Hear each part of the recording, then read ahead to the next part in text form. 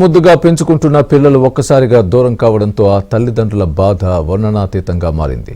పిల్లలు పుట్టని కారణంగా నెలల వయసులో ఉన్న పసిపాపల్ని పెంచుకోవడమే తమ పాపంగా మారిపోయింది అంటున్నారు వారు.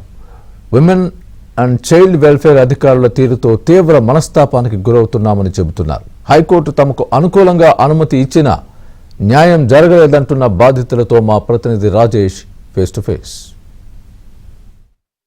రైట్, రాష్ట్ర వ్యాప్తంగా పిల్లలు లేనటువంటి అంటే పిల్లలు కానటువంటి చాలామంది జంటలు తమకు పిల్లలు కలగనటువంటి కారణం చేత కొంతమంది పిల్లల్ని తీసుకొచ్చుకొని పెంచుకుంటున్నటువంటి పరిస్థితి రాష్ట్రంలోని ఒక తెలంగాణనే కాదు మిగతా జిల్లాల నుంచి చాలామంది హైదరాబాద్లో ఉన్నటువంటి శిశు విహార్లో అనాథలుగా మిగిలిపోయినటువంటి పిల్లలను ఇతరత్ర మార్గాలు ఏవైనప్పటికీ కూడా కొన్ని నెలల నుంచి చిన్నపిల్లలు అంటే అందులో ఆడపిల్లలు ఉన్నారు, మగపిల్లలు ఉన్నారు, వారందరూ కూడా పెంచుకుంటున్నటువంటి పరిస్థితి కనిపిస్తుంది. అయితే కొద్ది రోజుల కిందట హ్యూమన్ ట్రాఫికింగ్ పేరిట Telangana women and child welfare అధికారులు కొంతమంది తల్లిదండ్రులకు పోలీస్ డిపార్ట్మెంట్ ద్వారా ఫోన్ చేయించి ఆ పిల్లల్ని తీసుకుని వెళ్ళి శిశు విహార్లో ఉంచారు. ఆ తర్వాత ఆ పిల్లల్ని తమకు ఇవ్వడం లేదు, దానిపైన న్యాయపరంగా ముందుకు వెళ్ళినటువంటి పరిస్థితి ఉన్నప్పటికీ కూడా అధికారులు తమకు న్యాయం చేయట్లేదంటూ కొంతమంది బాధితులు ఇబ్బందిగా ఫీల్ అవుతున్నారు. రోడ్డుపైకి ఎక్కిన పరిస్థితి అయితే కనిపిస్తుంది. ప్రస్తుతం మనతో మాట్లాడడానికి ఆ బాధిత తల్లిదండ్రులు మనతో పాటు ఉన్నారు. ఒకసారి వారితో మాట్లాడించేటువంటి ప్రయత్నం చేద్దాం. సార్ చెప్పండి, అసలు మీ పేరేంటి, అసలు ఏం జరిగింది? అలాగే మా కోడలికి ఏ హాస్పిటల్ తిరిగినా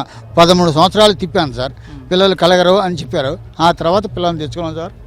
మా వంశానికి మగపిల్లలు లేరు సార్, అందుకనే మేము పెంచుకుంటున్నాం సార్. అంతేగాని వేరే ఉద్దేశం కాదు. ఏ రోజున ఎవరికి చూపించమన్నా వాళ్ళని తీసుకొచ్చి చూపిస్తాను. కానీ దయించి నా పిల్లలు నా మనవని నాకు ఇప్పించండి అని ప్రభుత్వం.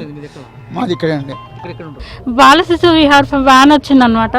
వ్యాన్ వస్తే అందరినీ పిల్లల్ని ఎక్కిచ్చేసారండి. వ్యాన్కి మేము అందరం అడ్డుపడ్డామండి, తల్లిదండ్రులు అందరం అడ్డుపడ్డాం. మేము ఒక్కరం కాదు, 9-10-15 మంది పిల్లలండి అడ్డుపడ్డాం మేము అందరం. వాళ్ళు సిడబ్ల్యూసీ వాళ్ళ దగ్గరికి వెళ్ళండి అన్నారు.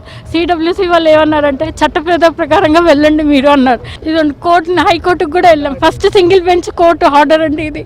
వెళ్తే సరే అని ఆవిడ ఏమన్నారంటే జడ్జి గారు అన్నారు, ఈ స్థితిగతులు అన్నీ బాగున్నాయి, ఇచ్చేయండి. వాళ్ళు చెప్పారనమాట. వీళ్ళేం ట్రాఫికింగ్లో ఇరుక్కున్నారు, మేము ఇరుక్కున్నాము. 5 రోజుల పాపను మేము తీసుకున్నాము. టెంపుల్ దగ్గర మాకు పంతులు గారు ఇచ్చిండు. ఓళ్ళో వేస్తాను, శ్రావణ మాసంలో కదా, ఓళ్ళో వేస్తాను ఒక అమ్మవారి లాగా అని అన్నారు.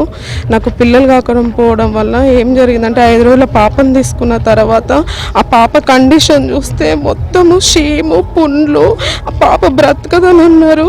అయినా కూడా మేము అసలు పాపను తీసుకొని ప్రజ్ఞ హాస్పిటల్కి వెళ్ళాము. వెళ్తే పాప బ్రతకదన్నారు సార్. పాప బ్రతకదంటే సుతం కూడా మేము పాపను బ్రతికించుకొని 3 years మా పాపకు కూడా ఇక్కడ కట్ చేసి షీమంతా తీశారు. తీసిన సుతం కూడా ఒక 3 years పెంచుకున్నాము.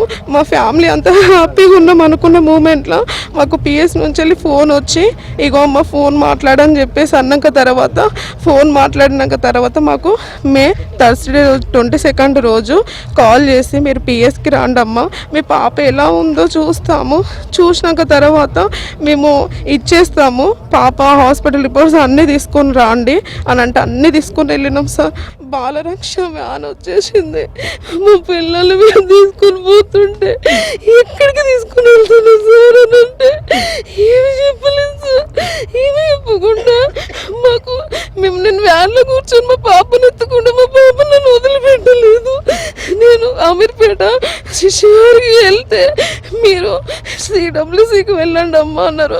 పిల్లలు ఇచ్చే వాళ్ళ గవర్నమెంట్ చేతులు ఎత్తి దండం పెడుతున్నాం సార్. గవర్నమెంట్ మా పిల్లలు మొత్తానికి మేము పిల్లల్ని తీసుకునే విధానంలో తప్పై ఉండొచ్చు, కానీ పెంచుకునే విధానంలో ఇక్కడ కూడా తప్పు లేదు. దీన్ని రాష్ట్ర ప్రభుత్వం కన్సిడర్ చేయాలి. ఉన్నతాధికారులు కోర్టు తీర్పుని గౌరవించాలి.